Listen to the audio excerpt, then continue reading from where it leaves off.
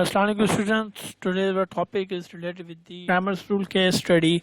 So here we go with the next slide. Let's suppose मैं आपसे अगर पूछता हूँ कि the sum of three number is 34. ठीक है, इसका मतलब क्या हुआ? इसका मतलब कि तीन कोई ऐसे नंबर होंगे जिनको ऐड करने के जवाब क्या आएगा? 34 आएगा. ठीक है, ऐसा ही होगा ना. अगर मैं आपसे कहता हूँ कि the sum of three number is 6, ठीक है, तीन नंबर को जमा करें जवाब 6 आए, तो आप कहेंगे सर वही बात है. ठीक है, कि तीन कोई ऐसे नंबर होंगे जिनको जवाब जिनको ऐड करेंगे जवाब क्या आएगा? 6 आएगा. तो लेट सपोज हम कहते हैं वो नंबर हमारे पास है एक्स वाई जेड. ठीक है ना, वो वेरिएबल हमने नाम दे दिया, एक्स है, वाई है, जेड है. हम इन तीनों को वैल्यू दे देंगे, जवाब आ जाएगा 6. ठीक है, हमने अभी सपोज क्या किया है कि वो तीन नंबर हमारे ख्याल में एक्स होगा, एक वाई होगा, जेड होगा. ठीक है ना, अननोन वेरिएबल्स. हम याद है अननोन वेरिएबल्स की बात भी कर रहे होते हैं. ठीक है, इस तरीके से क्या बन जाएगी? इक्वेशन 1 बन जाएगी ना इक्वेशन 1. समझ में आ रही है इक्वेशन 1 कैसे बनी? ठीक है बेटा, x plus y plus z equal to 6, ये हमारी इक्वेशन 1 बन गई. ठीक है. अच्छा, एक और कॉन्सेप्ट यहाँ पर, ये जो एक्स है, ये जो वाई है, ये जो जेड है हमारे पास, ये कहलाएगा नंबर 1. ठीक है, ये एक्स क्या कहलाएगा? नंबर 1 कहलाएगा ना, ये रिप्रेजेंट करेगा किसी नंबर को भी. ठीक है, तो ये नंबर 1 कहलाएगा. इसी तरीके से वाई क्या कहलाएगा? वाई आप बोलेंगे सर नंबर 2 कहलाएगा. और इसी तरीके से जेड क्या कहलाएगा? नंबर 3 कहलाएगा. ठीक है ना, समझ बात आ गई. ये कॉन्सेप्ट में आ रहा है कि नंबर 1 कौन सा है यहाँ पर, नंबर 2 कौन सा है, नंबर 3 कौन सा है. अगर मैं आपसे पूछूं बेटा इसमें नंबर 2 कौन सा है, आप मुझे जवाब देंगे वाई. ठीक है, इस तरीके से अगर मैं आपसे पूछूं नंबर 3 कौन सा है, आप मुझे जवाब देंगे जेड. ऐसा ही होगा. यहाँ तक कॉन्सेप्ट क्लियर है? ठीक है, आगे बढ़ते हैं. हमारे पास कहा जा रहा है इफ वी मल्टीप्लाई, क्या लिखा है? If we multiply the third number. अब इस एक स्टेटमेंट और आ गई है ना हमारे पास. आप देख रहे हैं, एक स्टेटमेंट तो ये थी, दूसरी स्टेटमेंट आ गई है. अब दूसरी स्टेटमेंट का मतलब है कि दूसरी इक्वेशन बननी है भाई. ठीक है, क्या बननी है? दूसरी इक्वेशन, क्योंकि ये इक्वेशन तो पूरी हो गई ना. दूसरी इक्वेशन बनाने के लिए हमें कॉन्सेप्ट दिया जा रहा है, तो पढ़ते हैं इसको. कि कहा जा रहा है if we multiply the third number by 2, बोल रहा है कि तीसरे थर्ड नंबर के साथ अगर हम मल्टीप्लाई करें 2 को, तो पहले तो हमें पता हो कि भाई थर्ड नंबर है कौन सा. ठीक, तो आपसे मैं पूछूं बेटा थर्ड नंबर कौन सा, आप बोलेंगे सर जेड है. इसमें कोई परेशानी है? वो जेड ही नंबर है ना थर्ड. तो नंबर थर्ड तो मैं पता चल गया कि ये थर्ड जो है जेड है. ठीक है, ऐसी बात है. तो कहा क्या जा रहा है? कहा जा रहा है मल्टीप्लाई करो थर्ड नंबर को किसके साथ? 2 के साथ. तो थर्ड नंबर भी हमें मिल गया. ठीक है बेटा, हम मल्टीप्लाई कर देंगे इसके साथ. ठीक है, 2 के साथ. जहां तक बात समझ में आ रही है, उम्मीद करता हूं समझ में आ रही होगी. ठीक है बेटा, उसके बाद स्टेटमेंट थोड़ी और आगे भी है. बोला and eight the first number.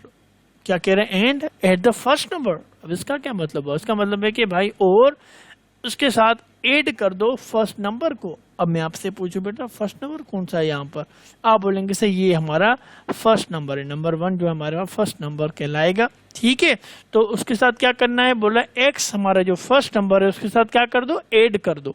ठीक है, हमने ऐड कर दिया, एक्स को ऐड कर दिया. ठीक है ना, और 2 को जेड से भी मल्टीप्लाई कर दिया. पूरा जुमला आ रहा है कि at the first number the result we get 7. क्या आएगा? रिजल्ट 7 आएगा. तो इसका मतलब क्या होगा? Equal to 7. ठीक है, रिजल्ट क्या आएगा? इन दोनों को प्लस करने के बाद, इसको मल्टीप्लाई करने के बाद, फिर प्लस करने के बाद फर्स्ट नंबर के साथ जवाब आया 7. लिखा है ना, at the first number the result will be, then the result we get 7. Result हमें मिलेगा 7. उम्मीद करता हूँ यहाँ तक आपको समझ में आ गया होगा बेटा. ठीक है ना, तो पहली इक्वेशन कैसे बनी, दूसरी इक्वेशन कैसे बनी, तो यहाँ तक हमारा कॉन्सेप्ट क्लियर हो गया होगा. आगे थोड़ा सा और आते हैं. तो यहाँ पर एक और स्टेटमेंट मिल रही है हमें. उसमें लिखा है by adding second and third. इसका मतलब हम थर्ड इक्वेशन की बात अब कर रहे हैं, क्योंकि यहाँ पर तो हमने जवाब मिल गया. एक का जवाब 6 है. ठीक है, दूसरा का जवाब 7 है. ठीक है, अब हम देखते हैं कि इसका क्या मकसद है. थर्ड इक्वेशन का जो है उसमें क्या कहना चाह रहा है, क्या कौन सी हमसे इक्वेशन बनवाना चाह रहा है. तो कह रहा है एडिंग करे, ऐड करे by adding second and third number.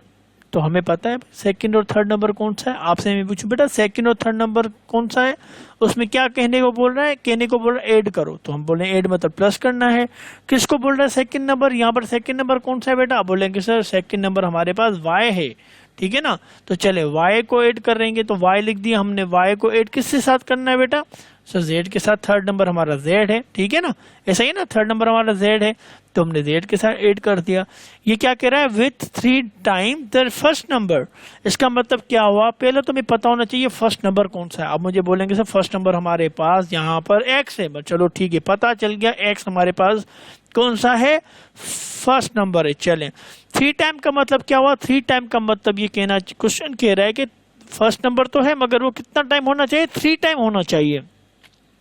तो 3 टाइम का मतलब होता है कि 3 मल्टीप्लाई कर दो एक्स के साथ, सिंपल इज दैट, ठीक है। अगर 4 टाइम होता तो 4 हो जाता यहाँ पर, ठीक है ना, 4x हो जाता। 5 टाइम होता तो क्या हो जाता, 5 मल्टीप्लाई हो जाता, सिंपल। तो यहाँ पर है free with 3 types of the first number, इसका मतलब 3, ठीक है, एक्स को कितने टाइम आना है, 3 टाइम आना है, तो 3 टाइम आ जाएगा इस तरीके से। तो हमारे पास ये थर्ड इक्वेशन भी बन गई, ठीक है बेटा। और उसके बारे में आगे क्या लिखा है, the result we get 12, result क्या मिलेगा इसका, 12 मिलेगा। तो हम क्या कर देंगे, इक्वल टू 12 कर देंगे, सिंपल से। तो हमारे पास इक्वेशन 1 आ गई, इक्वेशन 2 आ गई, इक्वेशन 3 आ गई, सिंपल। यहाँ तक तो उम्मीद करता हूँ बेटा कॉन्सेप्ट समझ में आ गया होगा। तो पहले हमारे पास एक क्वेश्चन है, हमने उससे इक्वेशन कैसे बना दी, ठीक। यहाँ पर हमें इक्वेशन बनाने को कहा, हमने इक्वेशन बना दी। अब उसके साथ करना क्या लिखा है, find values using Cramer rule, ठीक है। क्या करना हमें, जो है क्रैमर रूल के जरिए इसको सॉल्व करना है, ठीक है। और या डिटरमाइन करना है, ठीक है ना, फर्स्ट नंबर डिटरमाइन करना है, डिटरमाइन भी हम कह सकते हैं, ठीक। बुक में आप जब देखेंगे लिखा होगा use determine of the first number, ठीक, या बुक में लिखा होगा डिटरमाइन करके दिखाएं, ठीक है। तो क्वेश्चन के जो है स्ट्रक्चर को समझिएगा।